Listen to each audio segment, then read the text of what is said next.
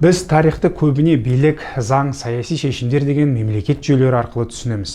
Бірақ кез келген қоғам тек билікке ғана сүйене тұрмай, адамның ішкі дүниесіне де байланысты болады. Адамның ішкі дүниесін көптен мұқият зерттеген ғалымдарды бүгінгі таңда сопылар деген атаумен көбінесе білетін боламыз.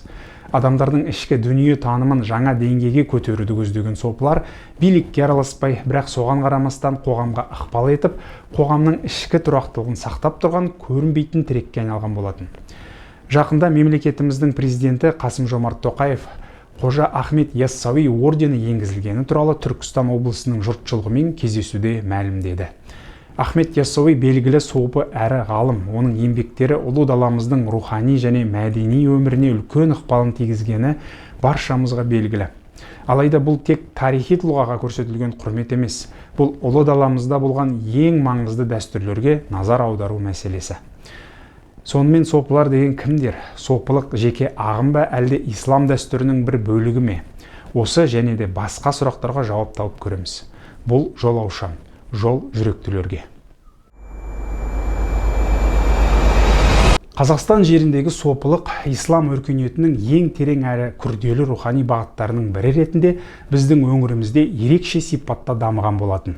Бұл ілім тек діни қағидаларды орындаумен шектелмей, ол адамның ішкі жан дүниесін тәрбиелеу, жүректі тазарту, өмірдің мәнін түсіну және жаратушыға деген шынайы сүйіспеншілікке жету жолын қамтиды. Уақыт өте келе сопылық қазақ даласында жай ғана діни бағыт емес, тұтас бір рухани мәдениетке айналды. Ол халықтың дүние танымы мен салт дәстүрімен үйлесіп, адамның мінез құлқына, өмірге деген көзқарасына терең әсерін тигізді. Ислам дінінің Орта Азияға таралып қамтылған кезінде ол тек заңдар мен ережелер жиынтығы ретінде ғана емес, адамның рухани дамуына бағытталған ілім ретінде де қабылданған болатын. Осы кезде сопылық ерекше бір ілімге айналып, адамдарға тек не істеу керек екенін ғана емес, қалай адам болу керек екенін үйретіп бастаған болатын.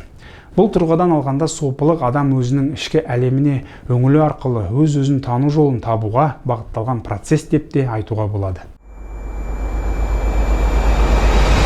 Қазақстан аумағындағы сопылықтың ең ықпалды бағыты Яссауи жолы. Оның негізін қалаған Қожа Ахмет Яссауи 12 ғасырда өмір сүріп, бүкіл түркі әлемінің рухани дамуына зор ықпалын тигізді. Қожа Ахмет Яссауи қазіргі Түркістан қаласында өмір сүріп, сопылық ілімді халыққа түсінікті, қарапайым тілде жеткізген алғашқы ірі тұлғалардың бірі болды. Оның Диуани Хикмет атты еңбегі терең рухани ойлар мен өмірлік қағидалар жинағы ретінде көпшілікке танылған. Бұл еңбектің ішінде адамгершілік, сабыр, махаббат, тәубе, адалдық сияқты құндылықтар кеңінен баяндалады. Яссауи ілімінің ерекшелігі адамның рухани дамуын белгілі бір сатылар арқылы түсіндіруінде. Бұл сатылар адамның біртіндеп жетілуін көрсетеді. Алдымен адам дұрыс пен бұрысты ажыратуды үйренеді. Кейін өз мінезін тәрбиелеп, содан соң терең түсінікке жетіп, ақырында өмірдің мәнін сезіне бастайды. Яссауидің рухани қалыптасуына үлкен әсер еткен ұстаз Арыстан баб болатын. Аңыз бойынша ол Яссауиге рухани білім беріп, дұрыс жолдың бағытын көрсеткен. Бұл кісінің кесенесі отырар маңында орналасқан және бүгінгі күнге дейін зиярат етілетін киелі орындарының бірі болып табылады. Бұл жай сопылықтың тағы бір қырын, ұстаз бен шәкірт арасындағы байланыстың және білімнің ұрпақтан ұрпаққа берілуінің маңызын көрсетеді. Сопылық ілім Қазақстанның әр өңірінде әртүрлі әулиелер арқылы таралғаны мәлім. Сол әулиелердің бірі Бекет ата. Ол 13 ғасырда Маңғыстау өңірінде өмір сүріп, халыққа білім беріп, рухани бағыт көрсеткен адам болатын. Оның жер асты мешіттері қазіргі таңда сәулет өнерінің үлгісі ретінде танылған болса да, сол кезде адамдардың оңашаланып, терең ойларға түсіп, ішкі дүниемен жұмыс істеуіне арналған ерекше орындар болғаны белгілі. Сонымен қатар Шопан ата, Масат ата сияқты тұлғалар да халық арасында сопылықтың таралуына үлкен үлесін қосты. Адамдарға тек діни білім берумен ғана шектелмей, күнделікті өмірде қалай дұрыс өмір сүру керектігін үйреткен болатын. Қазақстандағы сопылықтың басты ерекшелігі сопылықтың қазақ халқының көшпелі өмір салтымен үйлесуі. Қазақ халқының табиғат пен етене өмір сүргеніне байланысты біздің рухани түсінігіміз де табиғилыққа жақын болған. Сопылар осы ерекшелікті ескеріп, ілімді халыққа түсінікті түрде жеткізген болатын. Сопылар үшін ең маңызды адамның ниеті, жүрегі және іс-әрекеті болды. Осылайша сопылық қазақ халқының мінез құлқына, адамгершілік құндылықтарына тікелей әсер етті. Қонақжайлық, үлкенге құрмет, сабырлылық, кішіпейілділік сияқты қасиеттердің қалыптасуында сопылықтың ықпалы зор деп те есептеуге болады. Сопылықтың ең маңызды және күрделі тұсы бұл адамның өз-өзімен жұмыс істеуі. Бұл жерде басты назар адамның ішкі әлеміне аударылады. Сопылар адамның ішінде екі түрлі күш бар екенін түсінген. Бірі жақсыға жетелейтін күш, екіншісі оны кері тартатын әлсіздік. Сол әлсіздіктерге жалқаулық, ашу, қызғаныш, тәкаппарлық деген қасиеттерді жатқызған болатын. Адамның рухани дамуының бір көрсеткіші ол осы қасиеттерді жеңе алуымен байланысты болады.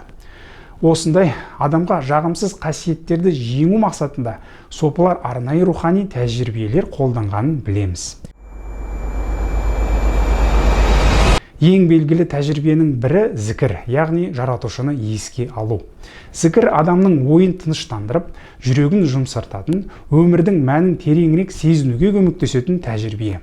Бұндай сәттерде адам өз уайымнан алыстап, ішкі тыныштыққа жақындайды. Қазіргі тілмен айтқанда бұл сананы тыныштандыру мен адамның ішкі дүниесін терең түсінудің бір жолы.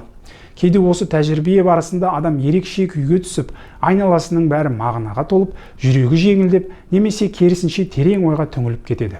Сопылар мұндай күйлерді рухани тәжірибенің бір бөлігі ретінде қарастырып, осы күйлерге байланып қалмау керектігін ескертеді. Себебі осының барлығы уақытша сәттер ғана екенін түсіндіреді. Адамның нағыз дамуы тұрақты өзгерістер арқылы келетінін және адам біртіндеп сабырлы болуды үйреніп, ашуын бақылап, барға разы бола бастайды. Бұл ұзақ процесс болғанымен, бірақ ең шынайы өзгеріс дәл осы жолмен келеді.